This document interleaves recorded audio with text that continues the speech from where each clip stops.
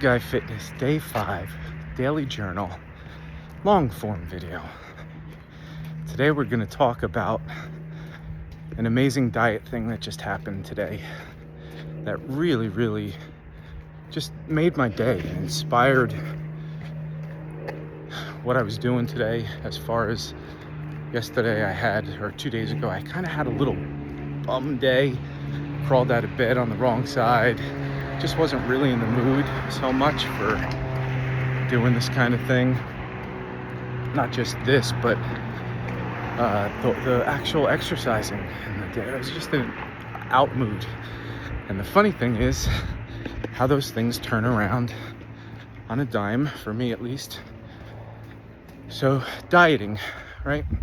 One thing we get caught up in a lot is focusing on all these little macro things. We're watching all these videos talk about how, you gotta, don't eat protein and carbs together, and don't mix your fats and proteins because your body wants to separate those and it's easier on digestion.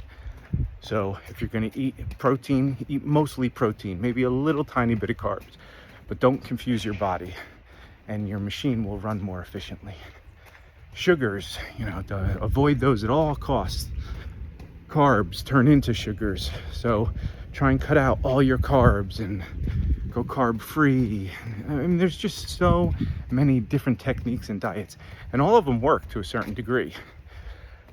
But if they become diets and they're difficult to do, then one, you're not going to stick with them. Two, your body might shut down for a little while, which will confuse you because you'll see something work and then all of a sudden you'll get a stall point and you'll be like, what's going on? I'm doing the same thing. Well, maybe I should push it harder, which is always the wrong thing to do. So if you're in a calorie deficit, you're doing intermittent fasting or something, and you lose 2.5, 3 pounds a week, 1.5, 2 pounds a week, and you're doing that for 6 weeks, 7 weeks, and you keep doing the same thing, and then all of a sudden it stops, and 1 week you don't lose any weight, or maybe even gain a little weight. Well, there's always different circumstances that you're not even thinking about, or I'm not thinking about all the time. One of them is stress. So you go through different levels of stress throughout the weeks and days. And that's going to have a huge effect on your body. That's why dieting is such a hard thing when you're counting calories. If you're stressing over those numbers and you're thinking about it all day long, the cortisol and everything that builds up because of stress, it's just going to keep you from getting the maximum gains. And it's not about, we're not bodybuilding. I mean, I'm not a bodybuilder. I'm just trying to change my life, trying to change my physique, trying to change my health and my diet and feel better. So all those little macro gains of getting the most out of your lift, make sure you extend your muscle all the way so you tear most of the muscle, or you get those little micro tears. So, if you don't go all the way, who cares? You don't have to stress over it. Just do what you can, do everything consistently, like we talked about in the other video this week. Sorry about all the cars driving by. But yeah, so the big thing I saw today, which was funny, was I know that if you mess up your diet a little, it's not the end of the world. And maybe you'll pause yourself. Like say you do a really good week, and then you do one day where you're in a calorie deficit and you're sticking to it and you're doing well, and then all of a sudden you eat some cookies or you eat some things. That doesn't erase all the gains.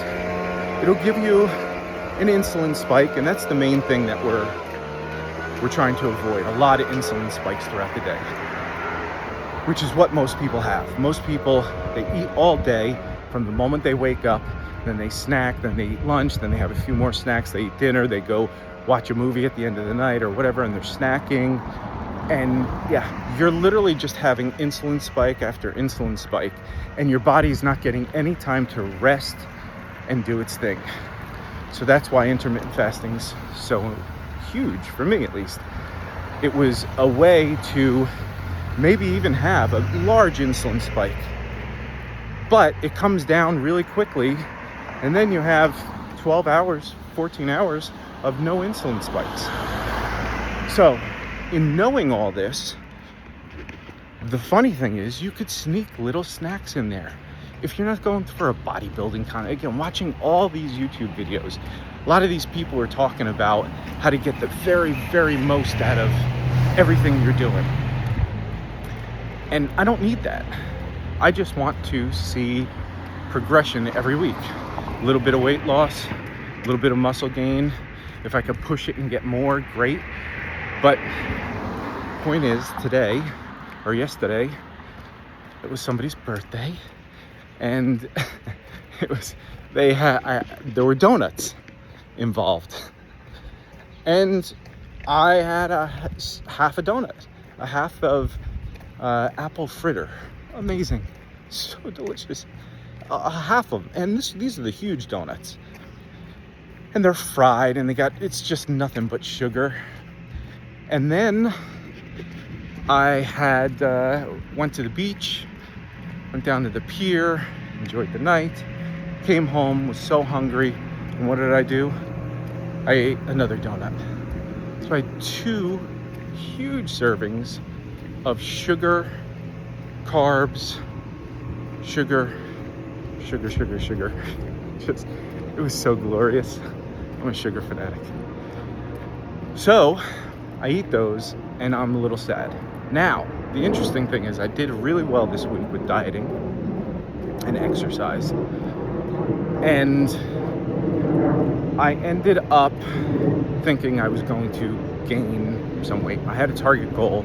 I'd gotten down to 169, which was my target weight earlier. But what happens is whenever I reach target goals, the following week or two, I tend to fluctuate between there. So if I go from 174 to 169, which is what I did in this week and a half phase, then I'll tend to go from 169 to 170, 172, well, back to 171, and I'll float around there for the next week.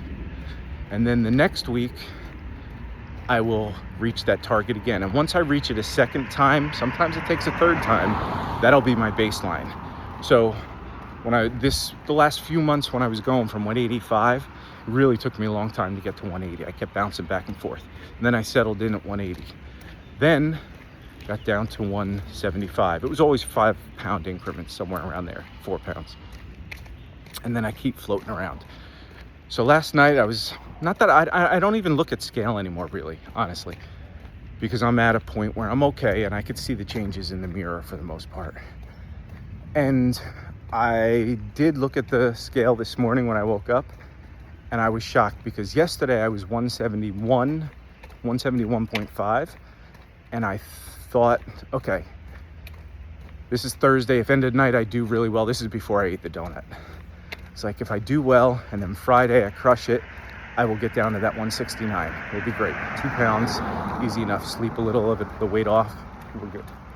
Well, I woke up this morning, then after the donut, and I was like, I'm definitely not going to be close to that 170, which I need to be, because when I go on my walk, I always lose a pound, which is water weight or whatever. So I'll be at the 169. This morning, I thought I was going to wake up at like 173, 172. Nope, I woke up somehow at 170.2, which is insane after eating 2 donuts and carbs. Now, what I ate last night or yesterday all day, which I think was the offset of this, was I ate a nice lean piece of salmon with some olive oil and a little bit of flavoring, black pepper and a few other things. And very, very clean. And then I had couscous, which is carb, but it's still really good for you. It's light, it's olive oil. So I think because I only did OMAD 1 meal a day, I just did that 1 meal, and then I had the donuts. I think there was a large enough caloric deficit, and I think my body is at a point of insulin resistance that even when I have those kind of things, the spikes are pretty quick, and then they come down, as long as I don't keep doing that throughout the day. Or had I eaten something late at night, I think I would have had a problem.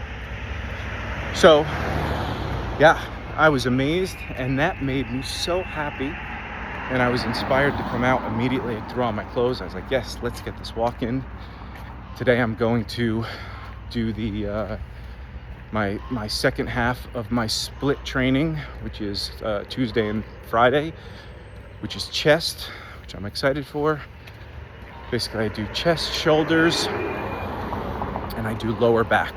And the lower back is to offset basically for your abs. All you got to do there's like one ab exercise and one lower back exercise, which will pull the skin around your waist, and it's very, very simple. I learned that from a guy that used to train Arnold Schwarzenegger and Stallone back in the day. His name was Ted. Amazing guy, passed away a long time ago, but yeah, he taught me so much to simplify workouts, and he was just jacked. He was such a short guy, probably 5'6", but he was just ripped. So that's my day. After this walk, I'll do that. And I got to pick up my tennis rackets. They're getting strong. And I'm going to do my resistance training. Probably go on another walk. And then I got tennis again tonight. So it's a good overall day. And the listening music choice of the day that we did, somebody commented in the post the other day about Ozzy Osborne, and they suggested to listen to Charles Bradley singing a cover of Changes by Black Sabbath. And that was actually really amazing and inspiring. So I will be listening to more of that. If you want to check out the shorts, I talked about that and how good it is. And then I listened to the original version of Black Sabbath's Changes with Ozzy. And yeah, that's just top notch. I mean, I got to listen more about Black Sabbath for sure. Sorry about the cars. I'm on a busy street now, so I'll end this. Have an amazing week or weekend. I will see you next week. This week we talked a lot about consistency. Made it through a whole week of doing these vlogs. I didn't think that was going to happen. So that's a loud truck. Let's try and keep consistent next week. And I'll talk to you all later. Get fit, stay on target, and have an amazing weekend.